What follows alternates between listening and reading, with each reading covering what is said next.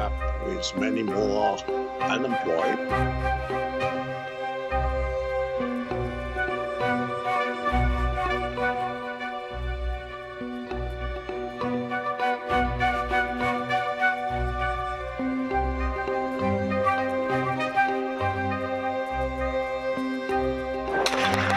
Tonight, the war game's growing more dangerous on the Ukrainian border.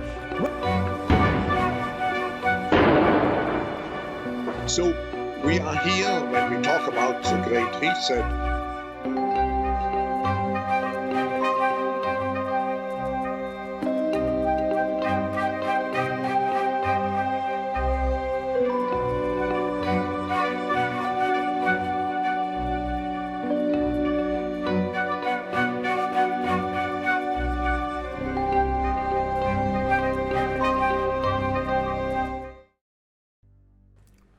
One God there is, in no way like mortal creatures, either in bodily form or in thought of his mind.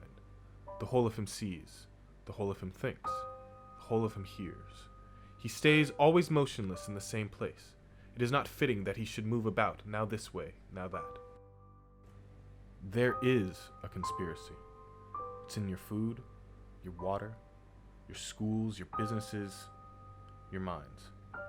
You feel it when you walk down the street. That oppressive feeling that something isn't quite right. Are you being watched? Followed?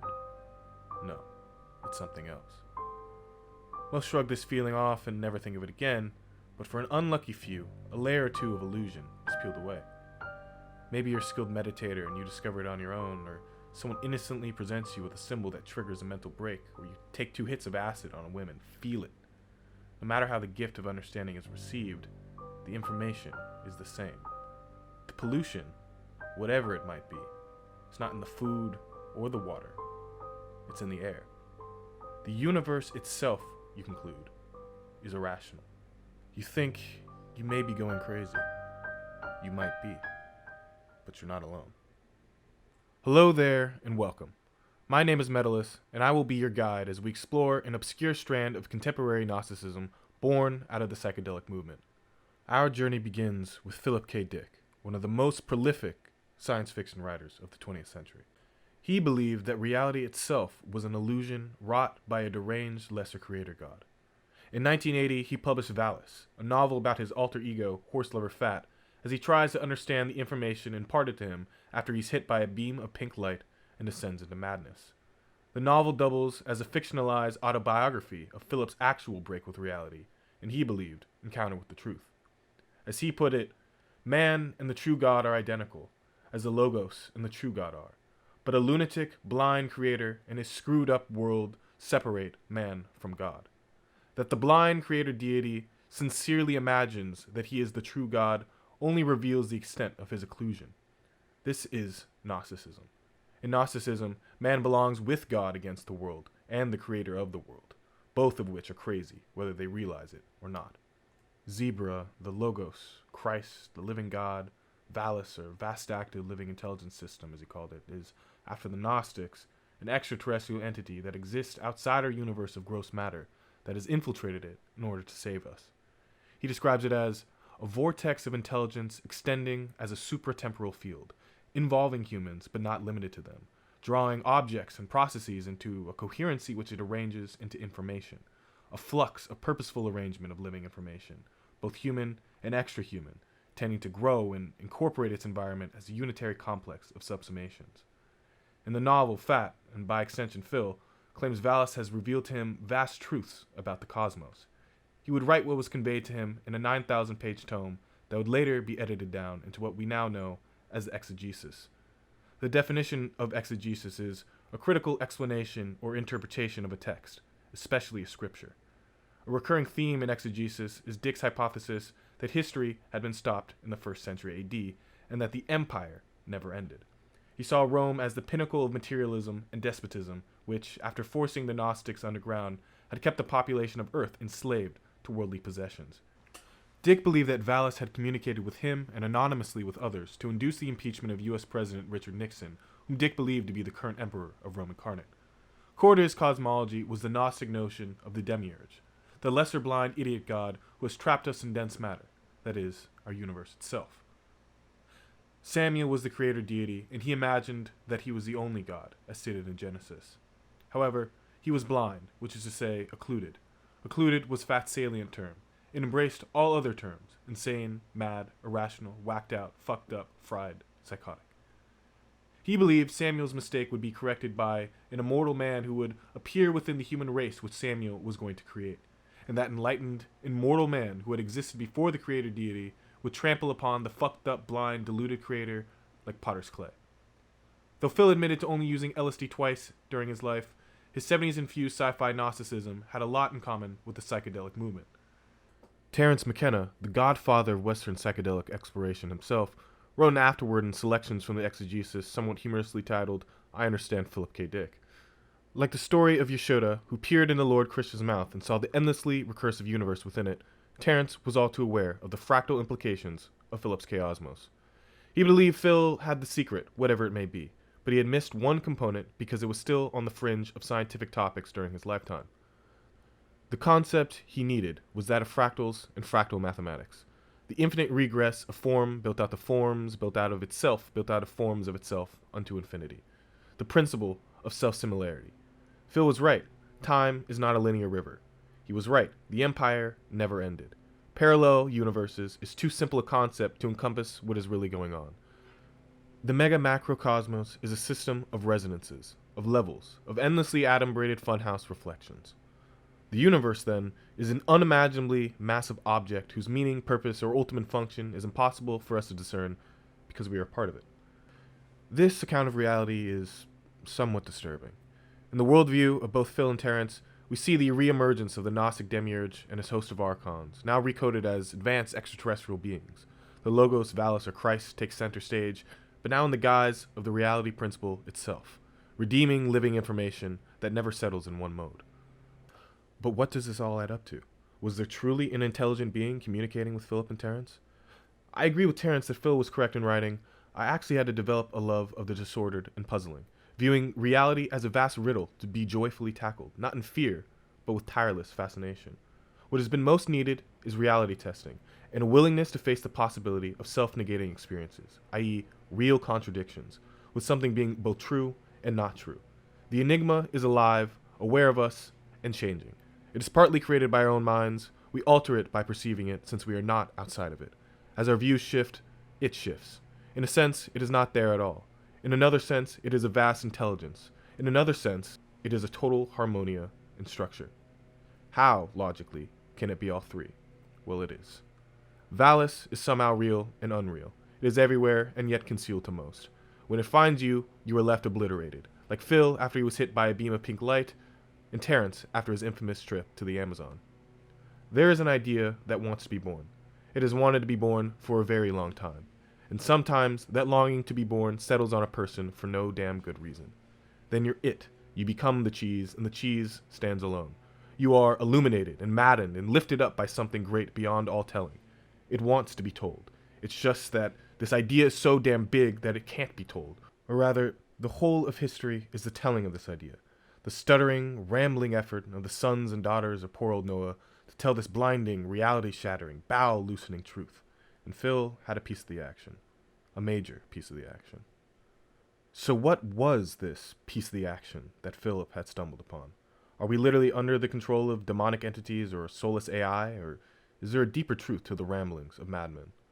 Over 50 years after the publication of Valis, the core mythology of acid Gnosticism dominates the discussion of occult circles around the internet.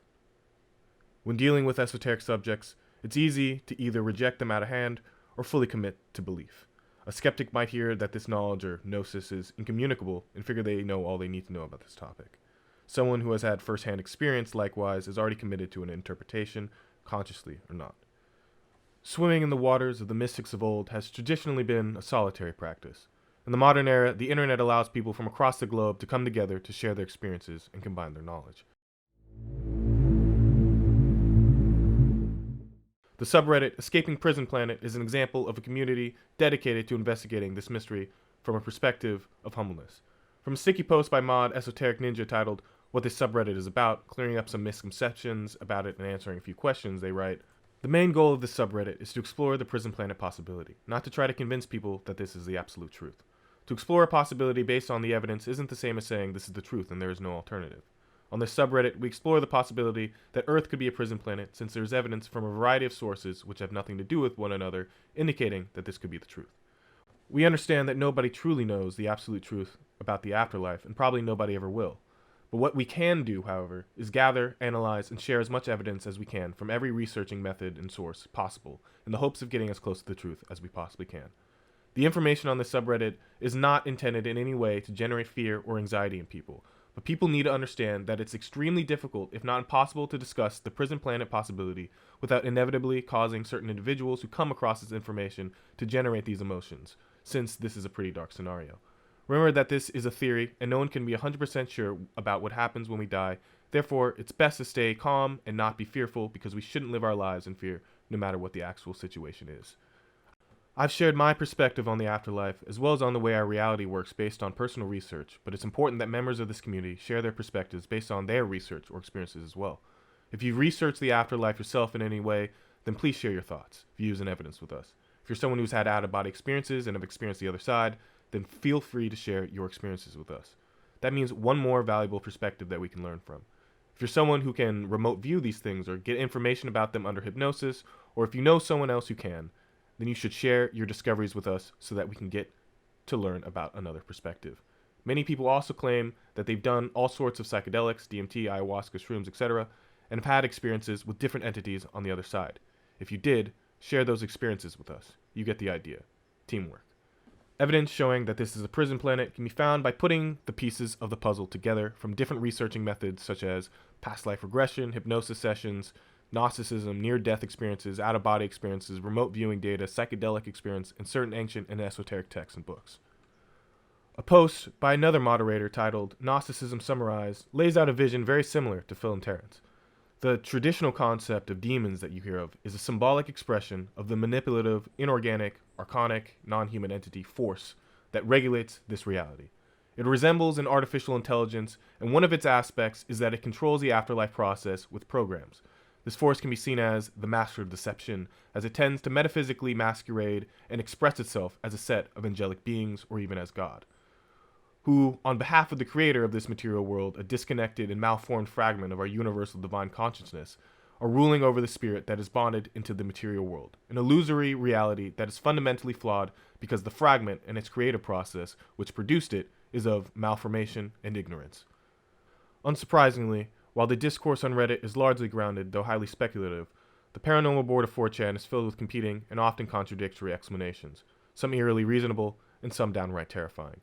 And apparently, like the Logos itself, it's all a meme.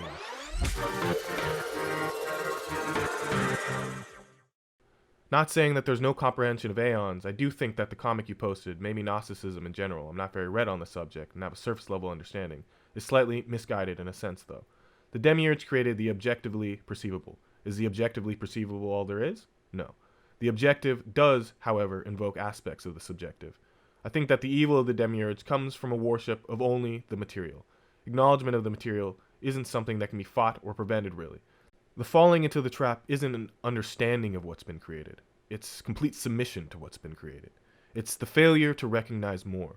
Failure to differentiate that there is subjectivity, an experience that exists outside of the objective. Like all topics on 4chan, there is no one consensus.